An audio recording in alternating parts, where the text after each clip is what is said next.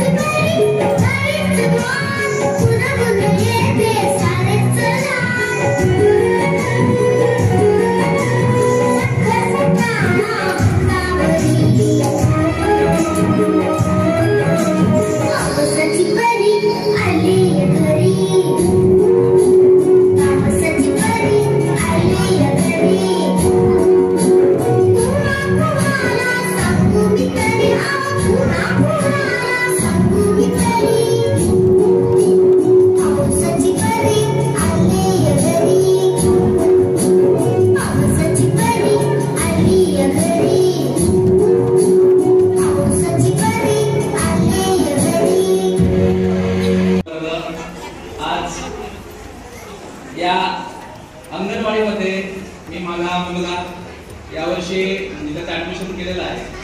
तर मी प्राथमिक शिक्षक आहे. प्रायमरी मुलांना शिकवताना म्हणजे जो मुलगा कसा तयार व्हायला पाहिजे, आपल्याकडे पहिल्या ज्यावेळेस मुलं येते त्यावेळेस प्राथमिक शिक्षकांना त्या मुलाची किती तयारी करून घ्यावी लागते. तर मी आता 4-6 महिने झाले मॅडमचं शिकवणं पाहतोय. दोन्ही मॅडम आपले व्यवस्थित म्हणजे पहिल्याला जे मुलं येत आहे ते आम्हाला 6 महिने त्याच्यावर मेहनत घ्यायची असते. हे या अंगणवाडीतून तयार होणारी मुलं 100% अगदी मी म्हणतो दुसरी सारखी जी लेवल आहे त्यांची त्या लेवलची मुलं मॅडम दोन्ही तयार करतायत.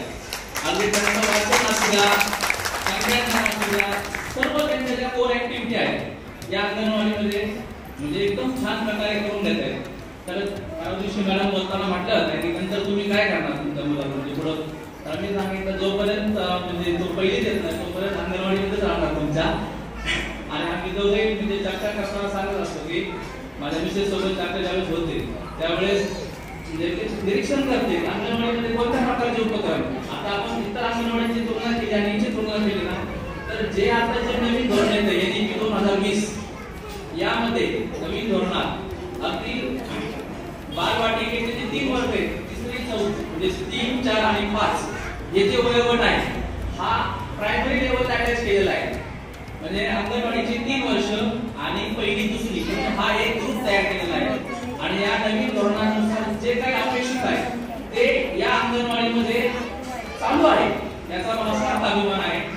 आणि या अंगणवाडीच्या भावी काळामध्ये वाटचालीसाठी माझ्या खूप खूप शुभेच्छा आणि धन्यवाद.